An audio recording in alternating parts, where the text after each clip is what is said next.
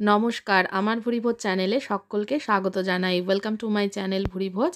আজকে বানাবো হেলেঞ্চা পাতা বা হিঞ্চে শাকের ঝোল।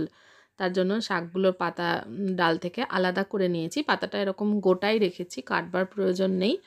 আর এখানে নিয়েছি আলু, বেগুন, বড়ি, ফোড়নের জন্য রাঁধুনি লাগবে, রাঁধুনি, জিরে আর কালো জিরে। ফ্রাইং প্যানে সর্ষের তেল গরম করে বড়িগুলো প্রথমে ভেজে নেব। হেলেঞ্চা শাক বা হিঞ্চে শাক খাওয়া কিন্তু শরীরের জন্য ভীষণই ভালো।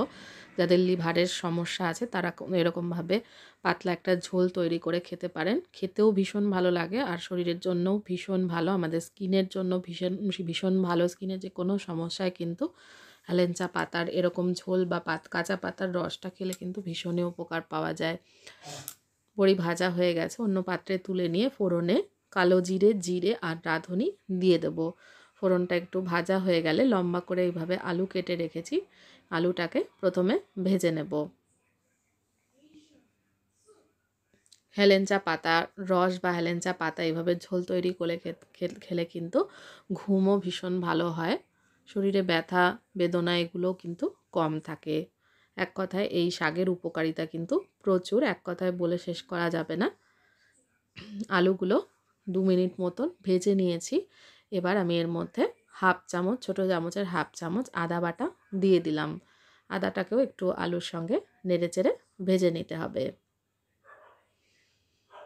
হালকা একটু তিতকুটে ভাব থাকে, কিন্তু এই পাতার যে খুব সুন্দর একটা গন্ধ আছে সেটা খেতে কিন্তু, সেটার জন্য কিন্তু ঝোলটা খেতে ভীষণই ভালো লাগে। আদাটা একটু নেড়েচেড়ে ভেজে নিয়ে তারপরে লম্বা করে কেটে রাখা বেগুনটা দিয়ে দিচ্ছি। বেগুনটাকেও বেশ কিছুক্ষণ মতন ভেজে নিতে হবে।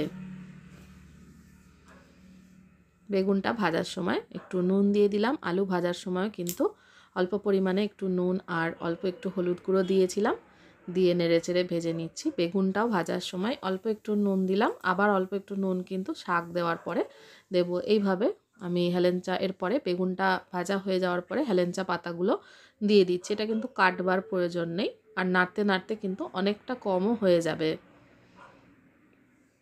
পুরো হেলেঞ্চা পাতাটা দিয়ে দিয়েছি, দেওয়ার পরে একটু নুন সামান্য পরিমাণে দিয়ে দিলাম। খুব বেশি পরিমাণে নুন কিন্তু দেব না, এই শাকটা অনেকটাই কমে যাবে, সেই জন্য অল্প অল্প করে নুনটা ব্যবহার করছি। শাকটা একটু নেড়ে চেড়ে নেব 2-3 মিনিট মতন।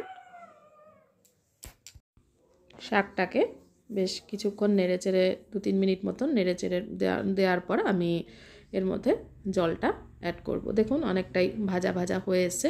শাক দেওয়ার পরে যে জলটা অনেকটা বেরিয়েছিল সেটা শুকনো হয়ে এসেছে। এবার আমি এর মধ্যে জলটা অ্যাড করব। আর এই পাতার কিন্তু ঝোলটাই খেতে ভীষণ ভালো লাগে, তো আমি ঝোল তৈরি করব সেই কারণে জলের পরিমাণটা কিন্তু একটু বেশি দিলাম। দিয়ে পাতাটাকে একটু ছড়িয়ে নিচ্ছি, ছড়িয়ে এবার সেদ্ধ করে নেব। 4-5 মিনিট মতন সেদ্ধ করে নিলে কিন্তু এটা তৈরি হয়ে যাবে। এর মধ্যে দিয়ে দিচ্ছি বড়ি, বড়িটাও সেদ্ধ করে নেব একই সাথে। 4-5 মিনিট সেদ্ধ করা হয়ে গেলে এবার এর মধ্যে কয়েকটা চেরা কাঁচা লঙ্কা দিয়ে দিলাম। চেরা কাঁচা লঙ্কাটা দেওয়ার পরে একটু ফুটিয়ে নেব, 1 মিনিট মতন ফুটিয়ে নেওয়ার পরে এর মধ্যে সামান্য একটু চিনি অ্যাড করলাম। চিনিটা ভালো করে মিশিয়ে নেব। চিনিটা ভালো করে মিশিয়ে নিয়ে আর 1-1.5 মিনিট মতন ফোটালেই কিন্তু এটা একদম তৈরি হয়ে যাবে। আলু বেগুন বড়ি দিয়ে হেলেঞ্চা পাতার ঝোল গরম ভাতের সঙ্গে কিন্তু ভীষণ সুস্বাদু লাগে। অবশ্যই ট্রাই করবেন। ভালো লাগলে আমার চ্যানেলটা যারা এখনও সাবস্ক্রাইব করেনি তাদের অনুরোধ করব সাবস্ক্রাইব করে নেওয়ার জন্য।